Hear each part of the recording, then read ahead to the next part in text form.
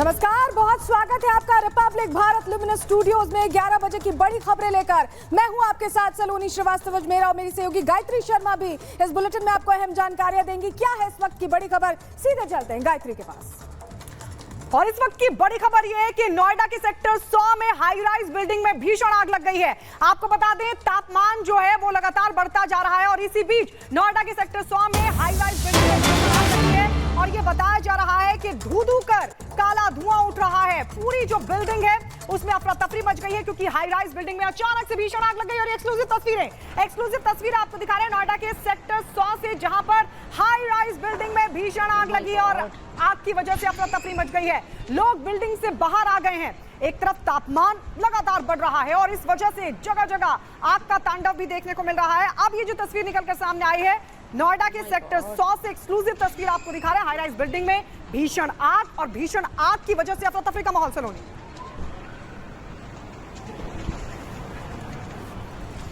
तो देश में लगातार बढ़ रहे तापमान की वजह से आग की खबरें लगातार सामने आ रही हैं। दिल्ली, गाजियाबाद, लखनऊ, ऊना, अलीगढ़ और उधमपुर समेत कई इलाकों में आग का तांडव देखने को मिला। अलग अलग तस्वीरें आपको दिखा रहे हैं। भीषण गर्मी से लोग परेशान हैं ही, वहीं आग लगने की घटनाओं में भी इजाफा देखा गया है। तस्वीरों में आप अलग अलग जगहों पर एक जैसा सूरत हाल देख रहे हैं। हर जगह पारा बढ़ता जा रहा है। दिल्ली में कल रिकॉर्ड पारा दर्ज किया गया, 52 डिग्री करीब दर्ज किया गया है और उसके बाद यह आग का तांडव अलग अलग जगहों पर भी देखा गया।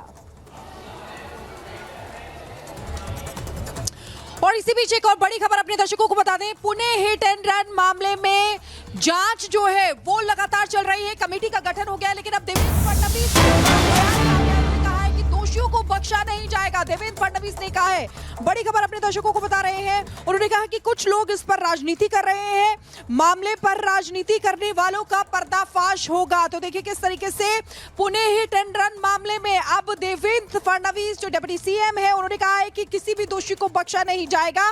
कुछ लोग इस पर राजनीति कर रहे हैं, मामले पर राजनीति करने वालों का पर्दाफाश होगा। किस तरीके से एनसीपी के विधायक से भी तार जुड़ते हुए नजर आ रहे हैं सुनील टिंगरे, जो 45 कॉल है उनका क्या खुलासा होगा, किस तरीके से 45 कॉल का राज क्या है, ये तमाम चीजें, तमाम सवाल जो है वो खड़े हो रहे हैं। अजीत पवार से भी बात की, लेकिन देवेंद्र फडणवीस का बड़ा बयान, आइए सुनते हैं क्या कहा। ऊना में जो घटना घटी है उसके बाद मैंने तुरंत जाकर वहाँ बैठक की थी और उस समय मैंने कहा था हम किसी को छोड़ेंगे नहीं और लगातार इसके तहत तक हम जा रहे हैं। हर व्यक्ति का नकाब उतारने का काम यहाँ पर हो रहा है। जो थोड़ा भी लिप्त है, थोड़ा भी संलग्नित है, ऐसे सभी को हम लोग उनके ऊपर कार्रवाई कर रहे हैं। किसी को हम छोड़ेंगे नहीं। ये बात अलग है कि कुछ लोग इसके आड़े किसी और के कंधे पर बंदूक रख के किसी और पर निशाना चलाना चाहते, इसका राजनीतिकरण करना चाहते, उनका भी पर्दाफाश होगा। और जो लोग इसमें रत्ती भर भी लिप्त है, ऐसे सभी लोगों को हिसाब देना पड़ेगा। और इस बीच आपको बड़ी खबर बता दें, पुणे सीपी से अजीत पवार ने बातचीत की है, बैठक की है पुणे मेट्रो को लेकर। हालांकि ये बातचीत हुई है पुणे सीपी अमितेश के साथ की है बैठक अजीत पवार, जो कि महाराष्ट्र के डिप्टी सीएम है और एनसीपी अध्यक्ष। और इस बीच पुणे पोर्श कांड मामले में दरअसल जो विधायक सुनील टिंगरे, एनसीपी के विधायक सुनील टिंगरे, उनका कनेक्शन सामने आ गया है।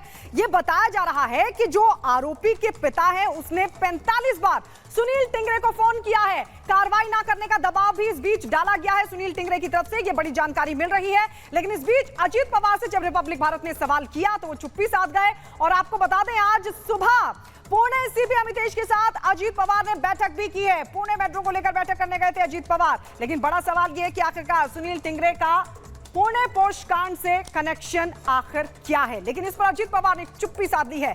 अजीत पवार से रिपब्लिक भारत ने सवाल पूछा था, पुणे पोर्श कांड को लेकर सुनील टिंगरे का जो कनेक्शन सामने आ रहा है उसको लेकर सवाल किया था, लेकिन अजीत पवार चुप्पी साध गए।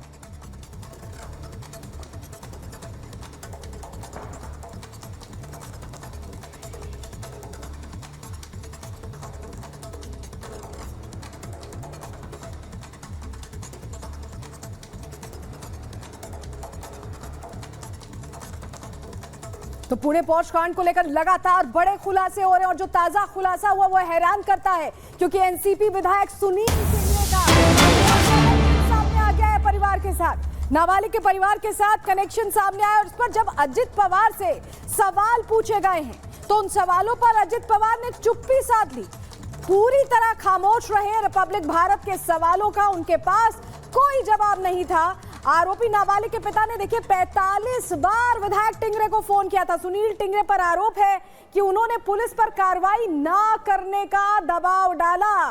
जी हां, दबाव डाला गया उन्हीं की तरफ से और एनसीपी से हैं। ऐसे में अजित पवार से भी हमने पूछने की कोशिश की कि आखिर उनका क्या रिएक्शन है, किस तरह से कार्रवाई होगी इस एनसीपी विधायक पर, लेकिन उन्होंने चुप्पी साध ली, उन्होंने कुछ भी नहीं कहा। पुलिस स्टेशन में मौजूद थे।